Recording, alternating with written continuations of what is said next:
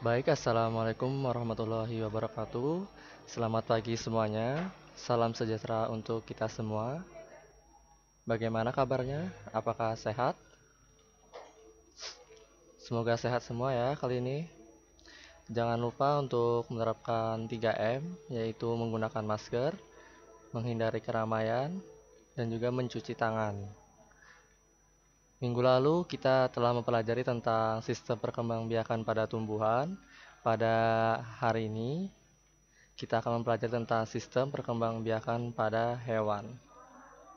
Langsung saja, untuk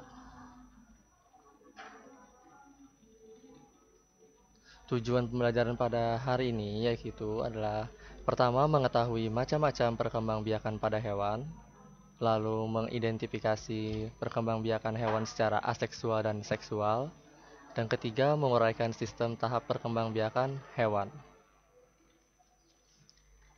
Jadi, pada hewan terdapat dua macam perkembangbiakan, yaitu secara aseksual dan seksual. Pada perkembangbiakan secara seksual terbagi menjadi tiga macam, yaitu secara tunas, fragmentasi, dan partenogenesis. Lalu, pada perkembangbiakan secara seksual terbagi menjadi tiga, yakni ada vivipar, ovipar, dan opovivipar. Langsung saja kita masuk. Baik, pada perkembangbiakan secara aseksual itu memiliki ciri-ciri yang pertama tanpa adanya peleburan gamet jantan dan betina. Lalu, biasanya dilakukan oleh hewan tingkat rendah, namun beberapa hewan tingkat tinggi dapat juga bereproduksi dengan cara ini. Dalam hal lain dapat dikatakan bahwa aseksual adalah perkembangbiakan secara tidak kawin. Untuk perkembangbiakan secara seksual, ini terjadi melalui proses perkawinan atau yang disebut dengan proses fertilisasi atau pembuahan. Jadi bisa kita katakan ya bahwa secara aseksual itu secara tidak kawin dan seksual adalah secara kawin. Selanjutnya, yang pertama secara tunas. Nah, ini adalah perkembangbiakan secara aseksual, yaitu ada tunas atau bertunas. Ini adalah bentuk reproduksi aseksual di mana organisme baru tumbuh pada satu sama lain. Dalam hal ini, organisme baru tetap melekat sering dengan pertumbuhan, misalkan dari organisme induk hanya ketika matang. Biasanya ini contohnya pada hewan berpori ya, atau porifera atau hydra, seperti pada gambar contoh di samping. Selanjutnya, ada fragmentasi, itu yaitu dengan cara memotong bagian tubuh menjadi beberapa bagian untuk menjadi tumbuh individu baru. Nah, ini kita lihat ada contohnya juga pada gambar di samping. Selanjutnya ada partenogenesis, yaitu reproduksi menghasilkan individu baru berasal dari sel telur yang tidak dibuahi oleh hewan jantan.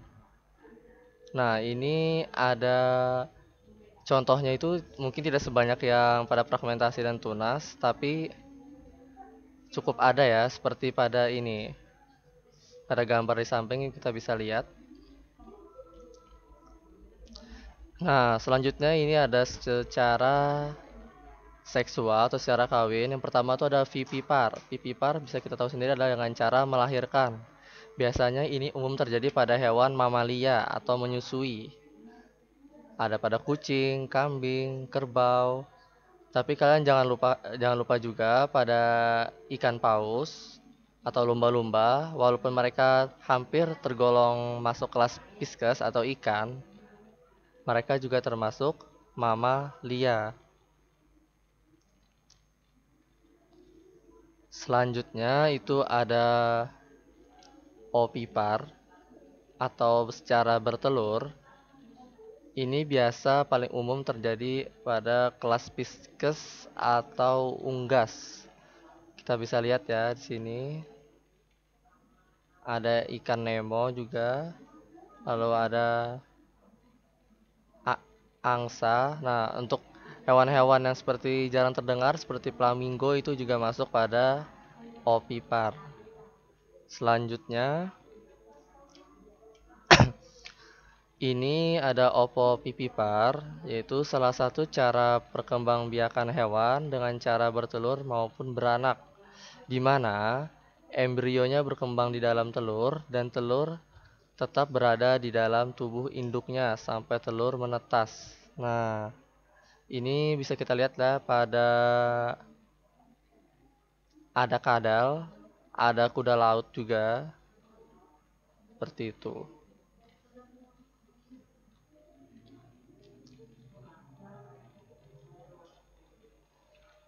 Setelah kita mempelajari tentang macam-macam perkembangbiakan pada hewan secara aseksual dan seksual, kita memasuki pada tahap metamorfosis dan macamnya.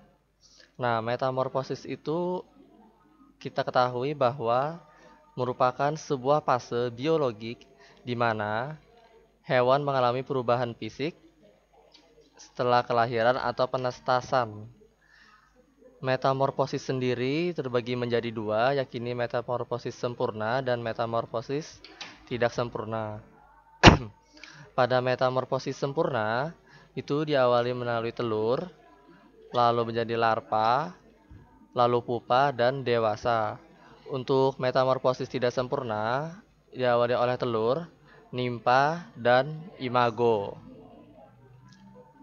Bisa kita lihat ya, jadi perbedaan antara metamorfosis sempurna antara tidak sempurna itu terlihat pada setelah fase telur, di mana pada fase metamorfosis sempurna dari telur menjadi larva itu perubahannya tidak jauh berbeda, lalu menjadi pupa itu masih tidak jauh berbeda. Nah, sedangkan pada metamorfosis tak sempurna itu dari telur menjadi nimfa itu sudah berubah drastis. Jadi itu perbedaannya. Nah, lalu ada pula contoh metamorfosis sempurna dan tidak sempurna. Untuk contoh metamorfosis sempurna sendiri itu ada pada hewan kupu-kupu, lalat, nyamuk, dan katak. Dan untuk pada contoh hewan metamorfosis tidak sempurna itu bisa kita temuin pada belalang, kecoa, capung, dan juga jangkrik. Baik, mungkin itu saja materi yang bisa saya sampaikan. Kurang lebihnya mohon maaf. Mungkin kesimpulan yang bisa kita ambil pada hari ini yaitu perkembangbiakan pada hewan terbagi menjadi dua, yaitu secara aseksual dan seksual. Pada aseksual ada tiga, yakni secara tunas, fragmentasi, dan juga partenogenesis. Lalu pada perkembangbiakan secara seksual itu ada pipipar, opipar, dan opopipipar. Lalu untuk fase perkembangbiakannya itu ada melalui tahap metamorfosis, di mana terdapat dua macam, yaitu metamorfosis sempurna dan metamorfosis tidak sempurna. Baik, kurang lebihnya saya mohon maaf. Wabillahi taufiq hidayah. Wassalamualaikum warahmatullahi wabarakatuh.